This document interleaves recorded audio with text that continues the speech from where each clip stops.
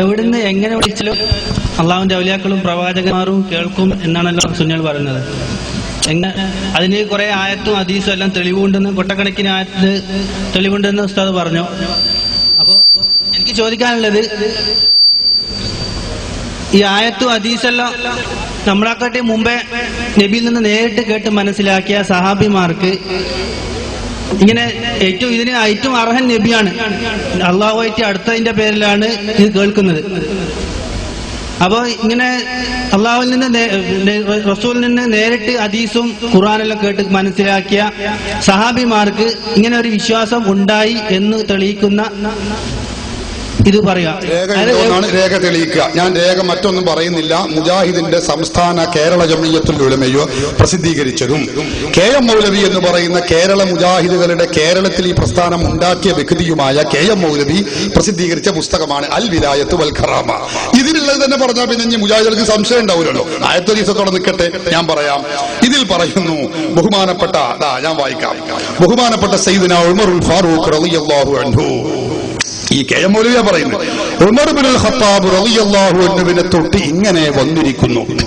അദ്ദേഹം മദീന മുനവ്വറയിൽ വെള്ളിയാഴ്ച ദിവസം ഖുതുബ ഓതുമ്പോൾ യാ സാരിയ അൽ ജബൽ, അൽ ജബൽ, സാരിയത്തെ ആ പർവ്വതത്തിന്റെ മേൽ കയറുക എന്ന് പറഞ്ഞു. ഉമർ റളിയല്ലാഹു അൻഹുവിന്റെ ഈ ശബ്ദം അപ്പോൾ തന്നെ സാരിയ കേട്ടു. ആ പർവ്വതത്തിൽ മറഞ്ഞു ഇരുന്നിരുന്ന ശത്രുക്കളിൽ നിന്ന് തൽക്ഷണം തന്നെ അദ്ദേഹം സൂക്ഷിച്ചു, രക്ഷ പ്രാപിച്ചു. എന്താ പറഞ്ഞത്? മദീനയിൽ നിന്ന് ബഹുമാനപ്പെട്ട സയ്യിദുനാ ഉമറുൽ ഫാറൂഖ് റളിയല്ലാഹു അൻഹു 2000 കിലോമീറ്റർ മൈലുകൾ അകലെയുള്ള നഹാവന്ത് എന്ന് പറയുന്ന സ്ഥലത്തേക്ക് ഒരു മുസ്ലിം സൈന്യത്തെ അയക്കുകയാണ്. അങ്ങനെ അയച്ച് അതിന്റെ നേതാവായി അമീറായി സാരിയ റളിയല്ലാഹു അൻഹുവിനെ അധികാരപ്പെടുത്തുകയാണ്. ബഹുമാനപ്പെട്ട ഉമറുൽ ഫാറൂഖ് റളിയല്ലാഹു അൻഹു മദീനത്തെ മിമ്പറിൽ വെച്ചുകൊണ്ട് പറയുകയാണ്, ഒരു സന്ദർഭത്തിൽ അതാ ആ ഭാഗത്തേക്ക് ചൂണ്ടിക്കൊണ്ട് പറഞ്ഞു, യാ സാരിയ അൽ ജബൽ, അൽ ജബൽ, സാരിയ ആ പർവ്വതത്തിന്റെ ഭാഗം ശ്രദ്ധിക്കൂ, അവിടെ ശത്രുക്കൾ ഇരച്ചു കയറുന്നു. ആരാ പറയുന്നത്? ഉമറുൽ ഫാറൂഖ് റളിയല്ലാഹു അൻഹു. ആരോടാ പറയുന്നത്? 2000 മൈലുകൾ അകലെയുള്ള സാരിയ റളിയല്ലാഹു അൻഹുവിനോടാണ് പറയുന്നത്. എന്തുണ്ടായി? സാരിയ റളിയല്ലാഹു അൻഹു ശബ്ദം കേൾക്കുന്നു. അവിടെ ഇരച്ചു കയറുന്ന ശത്രുക്കളെ ബഹുമാനപ്പെട്ടവർ തുരത്തിയോടിച്ചു.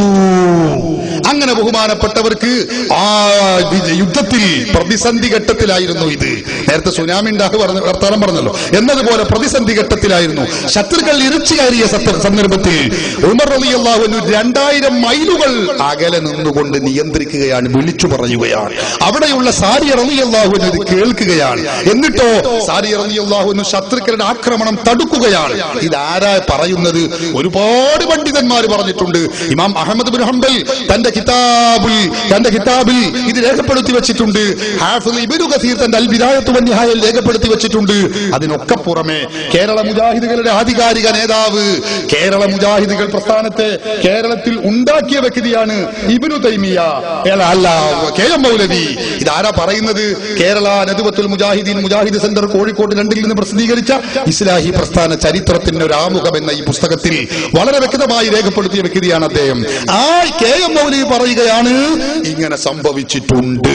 എന്നിട്ട് അദ്ദേഹം പറയുകയാണ്, ഇത് സഹിഹായ റിവായത്ത് കൊണ്ട് സുബൂതായിട്ടുള്ളതാണ്.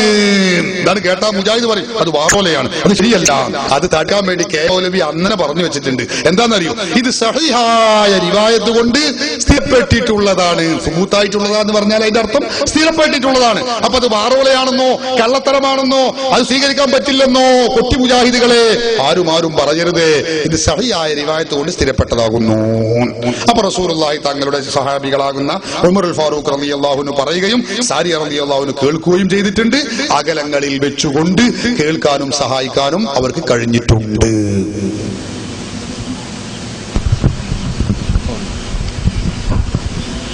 ഞാൻ ചോദിച്ചതിനുള്ള മറുപടി അല്ല. ഞാൻ ചോദിച്ചത് റസൂൽ സല്ലല്ലാഹു അലൈഹി വസല്ലമക്ക് എല്ലാവരുടെ വിളി കേൾക്കാനും അവർക്ക് ഉത്തരം ചെയ്യാനുമുള്ള കഴിവ് ഉണ്ട് എന്ന് ഇപ്പോൾ സുന്നികൾ വിശ്വസിക്കുന്നത് പോലെയുള്ള വിശ്വാസം സഹാബിമാർക്ക് ഉണ്ടായിരുന്നോ എന്നാണ്.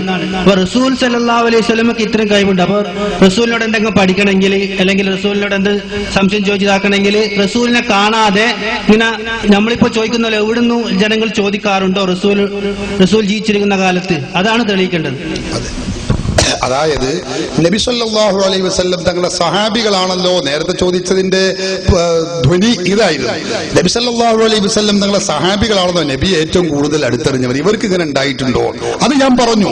അപ്പൊ ഇനി അദ്ദേഹത്തിന് ചോദിക്കാനുള്ളത്, നബി സല്ലല്ലാഹു അലൈഹി വസല്ലം തങ്ങള് ഇങ്ങനെ എവിടെ നിന്ന് സഹായിച്ചാലും വിളിച്ചാലും ഉത്തരം കേൾക്കാൻ അറിയാനും കഴിയും എന്നുണ്ടോ എന്നാണ്. എന്നുണ്ട്. ഇമാം അബൂ ദാവൂദ് ഉദ്ധരിച്ച ഹദീസിൽ കാണാം, ഹബീബ് മുഹമ്മദ് റസൂലുള്ളാഹി സ്വല്ലല്ലാഹു അലൈഹി വസല്ലം തങ്ങൾ പഠിപ്പിക്കുന്നു, മാ മിൻ അഹദിൻ യുസല്ലിമു അലയ്യ ഇല്ലാ റദ്ദല്ലാഹു അലൈഹി സലാം. അല്ലാഹുവിന്റെ റസൂൽ പഠിപ്പിക്കുകയാണ്, മുജാഹിദുകൾ വരെ അവരുടെ ഗ്രന്ഥത്തിൽ രേഖപ്പെടുത്തിയ ഹദീസാണ്. മാ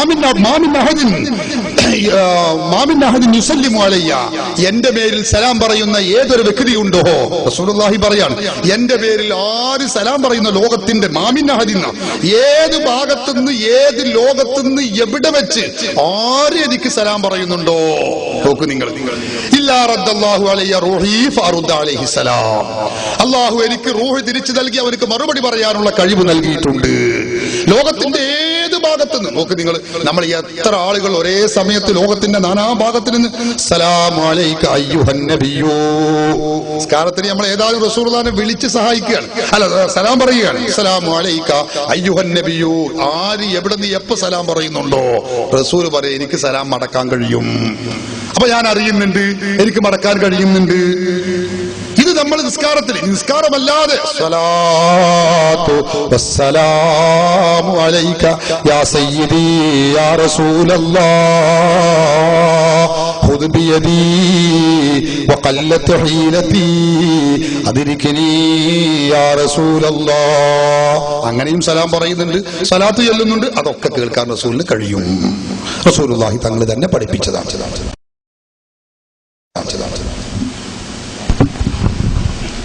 പിന്നെയും ഉത്തരം മാറ്റി. ഞാൻ ചോദിച്ചതിന് റസൂലിന് സലാത്ത് ചെല്ലുന്ന ഇതല്ല, സലാത്ത് റസൂലിന് വേണ്ടിയുള്ള പ്രാർത്ഥനയാണ്. അത് റസൂൽ ജീവിച്ചിരിക്കുമ്പോഴും സാബിമാരെ നിസ്കരിച്ചിട്ടുണ്ട്. അതിനൊന്നും റസൂൽ മറുപടി പറയാറില്ല.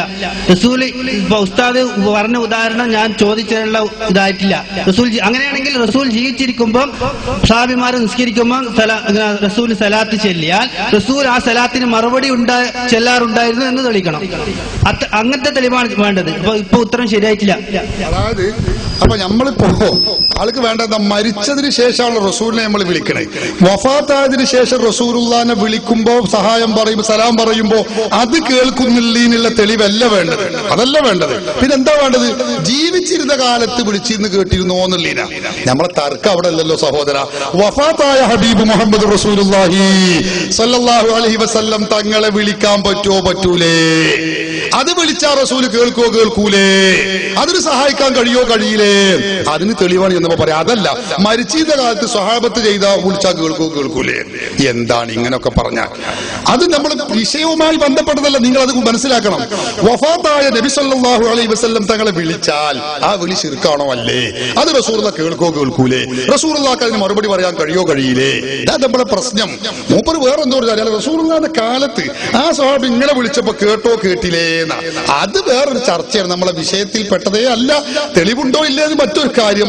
സുന്നികളും മുജാഹിദും തമ്മിൽ തർക്കമുള്ള വിഷയത്തിൽ മർമ്മതല്ലല്ലോ. മരിച്ചുപോയവർ, നേരത്തെ നമ്മളെ മറ്റേ മൗലവി പറഞ്ഞില്ലേ, മരിച്ചുപോയവർ വിളിച്ച് സഹായം ചോദിക്കലാണ് നമ്മളെ ചർച്ച. അത് കേൾക്കൂലേ? കേൾക്കും, സഹായിക്കാൻ ചെയ്യും.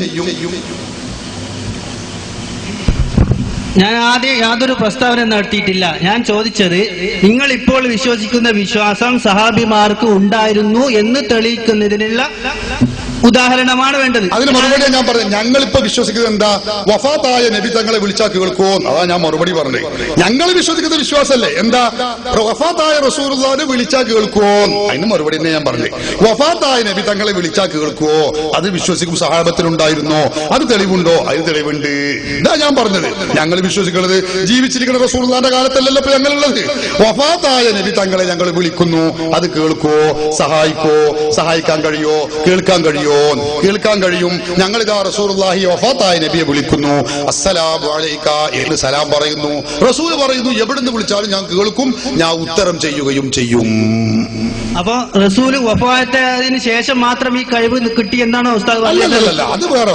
വഫാത്തായതിനു ശേഷം മാത്രമേ കഴിവുള്ളൂ എന്നില്ല, മുമ്പും ഉണ്ട് എന്നാ ഞാൻ പറഞ്ഞു. അതിനൊന്നും സംശയം. മുമ്പ് ഉണ്ടായിരുന്നെങ്കിൽ സഹാബിമാർക്ക് അങ്ങനെ വിശ്വാസം ഉണ്ടായിരുന്നു എന്ന് തെളിയിക്കുന്നതിനുള്ള ഒരു ഉദാഹരണമാണ് ഞാൻ ചോദിക്കുന്നത്. ഇമാം തബറാനി ഉദ്ധരിക്കുന്ന ഹദീസ്, റസൂലുള്ളാഹി സ്വല്ലല്ലാഹു അലൈഹി വസല്ലം തങ്ങളുടെ അസാന്നിധ്യത്തിൽ വെച്ച് ബഹുമാനപ്പെട്ട സ്വഹാബി വര്യൻ അല്ലാഹുവിന്റെ റസൂലിനെ ദീർഘസമയത്ത് ദീർഘദൂരത്ത് വെച്ചുകൊണ്ട് പ്രതിസന്ധി ഘട്ടത്തിൽ വിളിക്കുകയാണ്.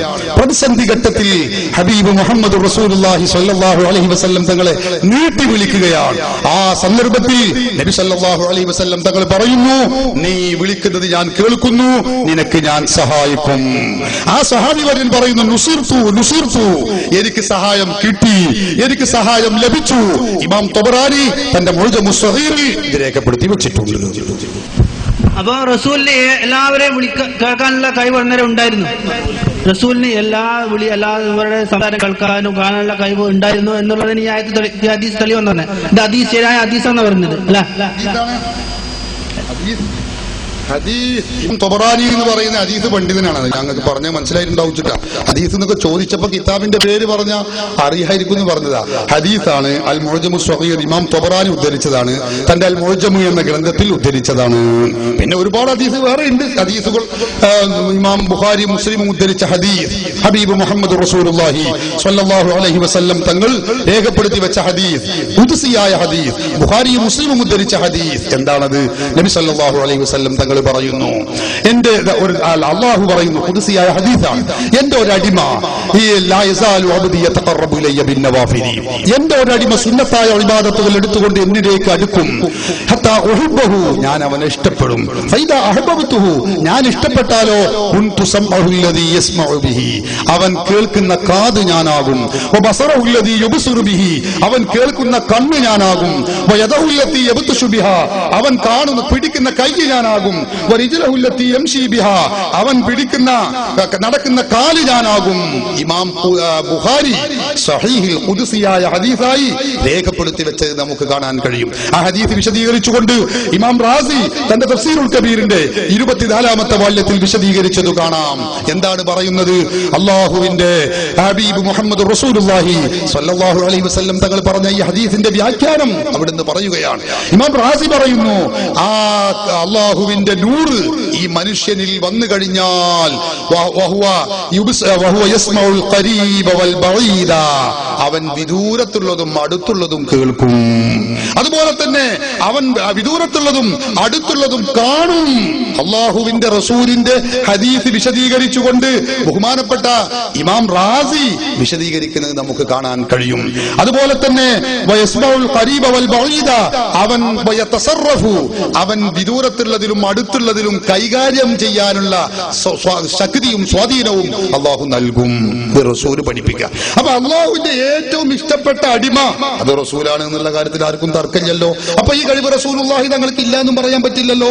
അള്ളാഹുവിന്റെ റസൂലിനുണ്ടാകും, മഹാത്മാക്കൾക്ക് ഉണ്ടാകുമെന്ന് അള്ളാഹു പഠിപ്പിച്ചതാണ്.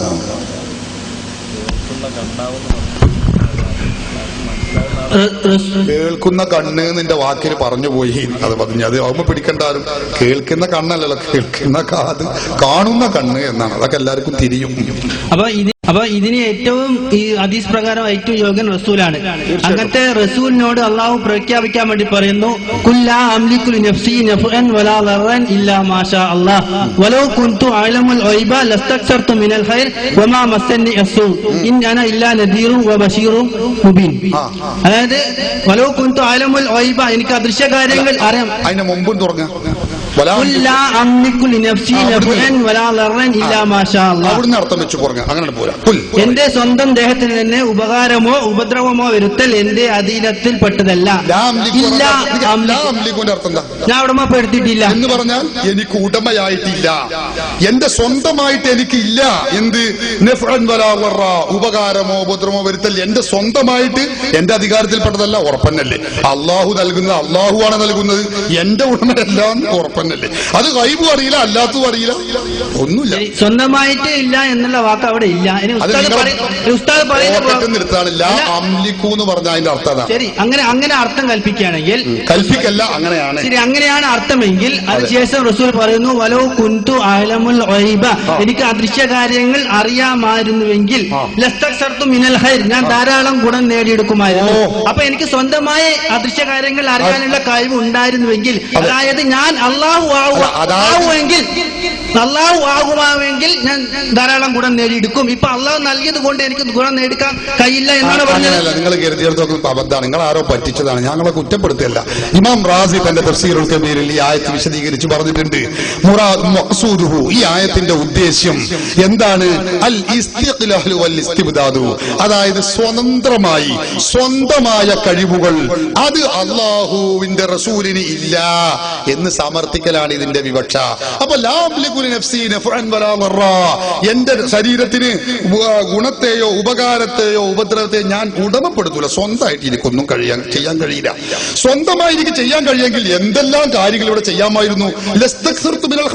ഒരുപാട് കാര്യങ്ങൾ എനിക്ക് ചെയ്യാൻ കഴിയില്ലേ? സ്വന്തമായിട്ട് എനിക്കൊന്നുമില്ല, അള്ളാഹു നൽകുന്ന കഴിവ് കൊണ്ടാണ് എന്റെ എല്ലാ കാര്യവും. എന്റെ അദൃശ്യജ്ഞാനവും ദൃശ്യവും എല്ലാം അള്ളാഹു നൽകുന്ന കഴിവ് കൊണ്ടാണ്. അതാണ് ആയത്തിലുള്ളത്. അതല്ലാതെ നിങ്ങൾ പറഞ്ഞ മാതിരി ഞാൻ ഒരിക്കലും ഗൈബ് അറിയില്ല എന്ന് റസൂൽ പറഞ്ഞിട്ടില്ല, പറയുകയില്ല, പറഞ്ഞാലോട് റസൂൽ ആവൂല്ല.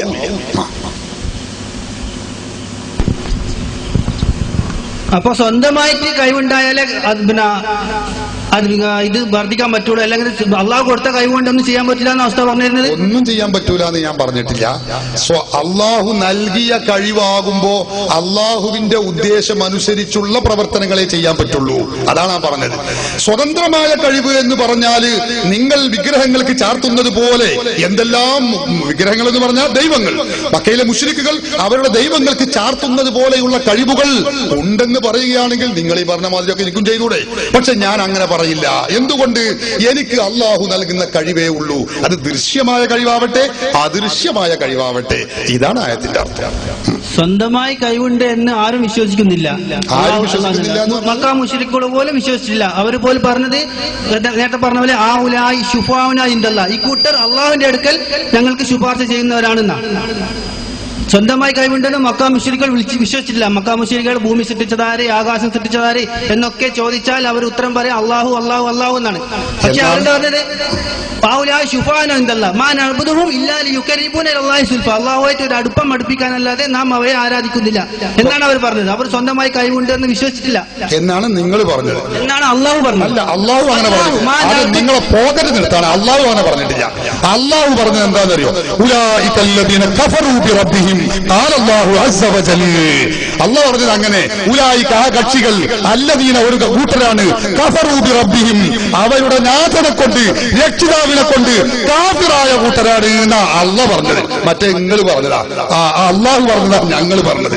ഇനി നിങ്ങൾക്കറിയണോ തഫ്സീർ ബഹുമാനപ്പെട്ട ഇമാം ഹാഫിദ് ഇബ്നു ഹജർ അൽ അസ്ഖലാനി തന്റെ വിശ്രുതമായ ഫത്ഹുൽ ബാരി, ആ ഫത്ഹുൽ ബാരിയിൽ മക്കാ മുശ്രിക്കുകളെ വിശ്വാസം പറയുന്നുണ്ട്. ഞങ്ങൾക്ക് ദുർവ്യാഖ്യാനിക്കേണ്ട ഒരു കാര്യമില്ല, ഉള്ളത് പറഞ്ഞാൽ മതി. നിങ്ങൾ ആയത്തിന്റെ ഓതാന്നൊരു തോന്നിയതാണ് പറയാ, അതിന് ഈ വലിപ്പമുള്ള വേറെ ആളെ നോക്കേണ്ടി വരും, ഞങ്ങളെ കിട്ടൂല. മനസ്സിലാക്കണം നിങ്ങൾക്ക്. ഇതിൽ കാണാം തഫ്സീർ ബഹുമാനപ്പെട്ട ഫത്ഹുൽ ബാരി, ഫത്ഹുൽ ബാരിയിലെ 590-ാം പേജിൽ കാണാം മക്കാ മുശ്രിക്കുകളെ വിശ്വാസം എന്താ പറയുന്നത്.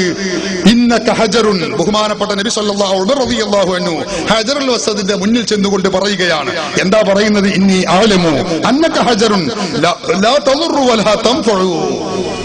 ഹജറുൽ അസ്വദിനോട് പറയാ, നീ ഒരു കല്ലാണ്, ഉപകാരവും ചെയ്യാൻ കഴിയില്ല, ഉപദ്രവവും ചെയ്യാൻ കഴിയില്ല എന്ന് എനിക്കറിയാം.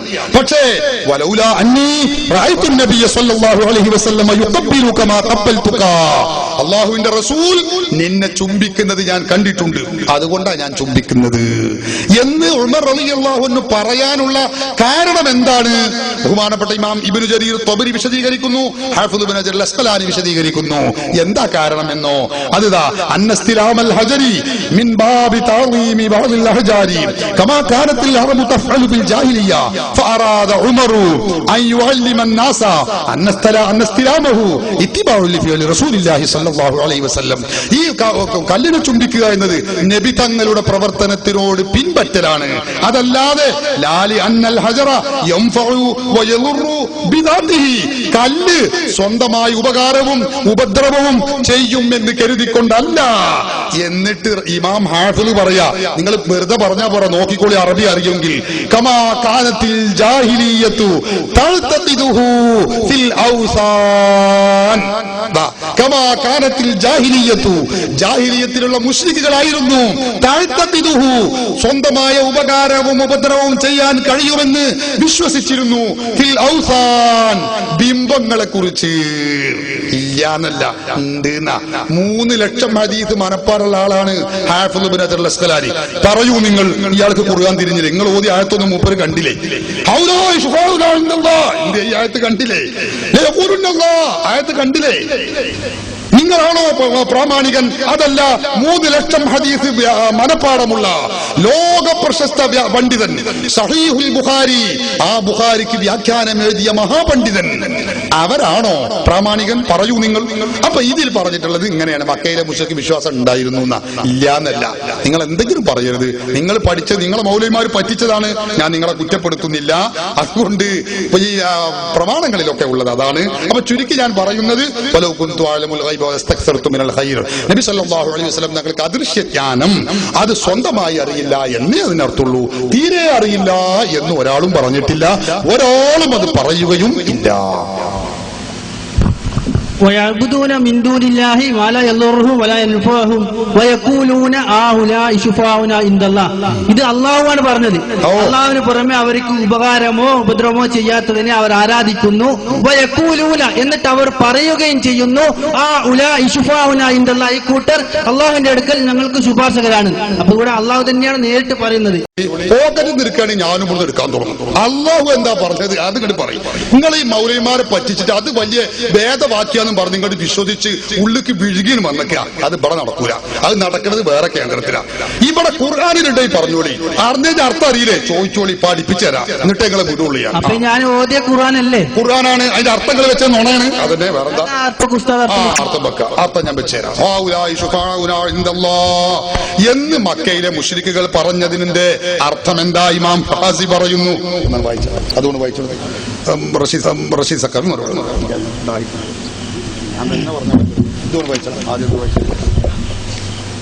ഇമാം റാസി തങ്ങൾ വളരെ വിശദമായി ആ വിഷയം ചർച്ച ചെയ്തുകൊണ്ട് നമ്മുടെ മുന്നിൽ അവതരിപ്പിച്ച കാര്യമാണ്. വകാനൂ യഖൂലൂന ഇന്നഹാ തസ്ഫഉ ലനാ ഇൻദല്ലാഹി മിൻ ഗൈരി ഹാജത്തിൻ ഫീഹി ഇലാ ഇദ്നില്ലാഹ്, അല്ലാഹുവിന്റെ സമ്മതത്തിലേക്ക് ആവശ്യമില്ലാതെ, അല്ലാഹ് സമ്മതം കൊടുക്കേണ്ട ആവശ്യമില്ലാതെ ശുപാർശ ചെയ്യും എന്ന വിശ്വാസമായിരുന്നു അവർക്കുണ്ടായിരുന്നത്. വകാനൂ യഖൂലൂന, അങ്ങനെയായിരുന്നു അവർ പറയാറുണ്ടായിരുന്നത് എന്ന് പരിശുദ്ധ ഖുർആനിന്റെ ആയത്തുകൾ വിശദീകരിച്ചുകൊണ്ട് ഇമാം റാസി തങ്ങൾ തന്നെ വളരെ വ്യക്തമായി വിശദീകരിച്ചത് സൂറത്ത് ഗാഫിറിന്റെ വ്യാഖ്യാനത്തിൽ മഹാനവറുകൾ വിശദീകരിച്ച് നമുക്ക് കാണാൻ കഴിയും. അപ്പൊ അതാണ് ആശയത്തിൽ മുജാഹിദ് പ്രസ്ഥാനത്തിന്റെ ആളുകൾ വളരെ നന്നായി മനസ്സിലാക്കേണ്ടത്. ഇത് മനസ്സിലാക്കാത്തതിന്റെ പിഴവാണ് ഇവിടെയും ഈ സഹോദരനും അവതരിപ്പിച്ചുകൊണ്ടിരിക്കുന്നത് എന്ന് സാന്ദർഭികമായി ഓർമ്മപ്പെടുത്തുന്നതോടൊപ്പം അറബി ഗ്രന്ഥങ്ങൾ അറിയാത്തതുപോലെ മുജാഹിദ് മൗലിമാരുടെ പരിഭാഷാ ഗ്രന്ഥങ്ങളെങ്കിലും വായിച്ചിരുന്നെങ്കിൽ ഈ അബദ്ധം ഈ സുഹൃത്തിനെ പോലെ മറ്റു മുജാഹിദ് പണ്ഡിതന്മാരും പറയുമായിരുന്നില്ല. അത് നിങ്ങൾക്ക് അമാ മൗലവിയുടെ പരിഭാഷ നോക്കിയാൽ കാണാൻ കഴിയും. കൂടെ ഈ വിഷയത്തിൽ ഞാൻ ഓർമ്മപ്പെടുത്തുക, അതായത് നമ്മൾ ഒരുപാട് തഫ്സീറിന്റെ ഗ്രന്ഥങ്ങൾ കൊണ്ടുവന്നു വെച്ചല്ലോ. ആ ഗ്രന്ഥങ്ങളെ സംബന്ധിച്ചൊന്നും ആലോചിക്കാതെ ഞാൻ ആയത്തോതി അല്ലാഹു ഖുർആനിൽ പറഞ്ഞിട്ടില്ലേ, പക്ഷെ പറഞ്ഞിട്ടുണ്ട്, നിങ്ങൾ ഓതിയിട്ടുണ്ട്. ആ ഓതിയതിന് എന്താണോ അള്ളാഹു ഉദ്ദേശിച്ചത്, പണ്ഡിതന്മാർ വ്യാഖ്യാനിച്ചത്, അത് നിങ്ങൾ പറഞ്ഞില്ല, അത് നിങ്ങൾ മനസ്സിലാക്കിയില്ല. അത് മനസ്സിലാക്കുന്നിടത്ത് നിങ്ങൾക്ക് പിഴവുപറ്റി. ആയത്ത് നിങ്ങൾ ഓതിയുണ്ട്, അതിന് വിവക്ഷങ്ങൾ പറഞ്ഞത് തെറ്റാണ്, നുണയാണ്, കളവാണ്. ഇതാണ് പ്രശ്നം. ആയത്തോതിയിലെ ആയത്തോതിയിലെന്ന് മൂപ്പങ്ങൾ ചോദിക്കുകയാണ്, നമ്മളെ സഹോദരൻ ചോദിക്കാൻ ആയത്തോതിയിട്ടുണ്ട്, അതിന്റെ വിവക്ഷ തെറ്റാണ്. അതാണ് വിവക്ഷ. അത് പണ്ഡിതന്മാർ വിശദീകരിച്ചു. ഇമാം റാസി തങ്ങൾ അത് വിശദീകരിച്ചതാണ് ഇവിടെ ഞാൻ കേൾപ്പിച്ചത്.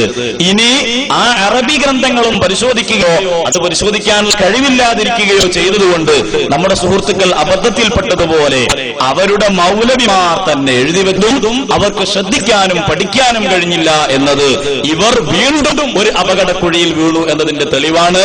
ഞാൻ അതുകൂടി അമാനി മൗലവിയുടെ പരിഭാഷയിൽ നിന്ന് കേൾപ്പിച്ചു തരാം. ഇവർ അതെങ്കിലും ശ്രദ്ധിച്ചിരുന്നെങ്കിൽ കേട്ടോളൂ, എന്താണ് മക്കയിലെ മുശ്രിക്കീങ്ങളുടെ വിശ്വാസം. ഇതൊരു വലിയ ചർച്ചാ വിഷയമാണ്. സാധാരണ സഹോദരന്മാർ മനസ്സിലാക്കണം, സുന്നികൾ അമ്പിയാക്കളോട് ഔലിയാക്കളോട് സഹായം ചോദിക്കുന്ന വിഷയം വേഗം മക്ക മുശ്രിക്കീങ്ങളിലേക്ക് ചാർത്തി കുറെ ആയത്തുകൾ ഓതി ഖവാരിജികളുടെ പണിയാണ് ഇവരെടുക്കുന്നത്. ഈ ഖവാരിജികളുടെ പരിപാടി ഇവർ ചെയ്യുന്നതിന്റെ കാരണം അടിസ്ഥാനം പഠിച്ചില്ല. നമ്മൾ ഒരു കാര്യം മനസ്സിലാക്കുക, ഈ മുജാഹിദീങ്ങൾ പ്രസംഗിക്കുന്ന സദസ്സിലെങ്ങാനും അബൂജഹൽ ഉണ്ടെങ്കിൽ അബൂജഹൽ പറയും, മൗലവി പ്രസംഗം നിർത്തണം, നമ്മളെ വിശ്വാസം നിങ്ങളെ പറഞ്ഞതല്ല. അബൂജഹൽ എഴുന്നേറ്റ് പറയും, നിങ്ങളെ പറഞ്ഞത് തെറ്റാണ്, ഞമ്മക്ക് ആ വിശ്വാസമല്ല, നമ്മളെ വിശ്വാസം എന്താണെന്നുള്ള നിങ്ങൾ അമാനി മൗലവിന്റെ ബുക്കെങ്കിലും നോക്കിയെന്ന് നമ്മുടെ അബൂജഹൽ സദസ്സിലുണ്ടെ പറയായിരുന്നു. ഇല്ലാത്ത നിങ്ങളെ ഭാഗ്യം എന്ന് പറയാ.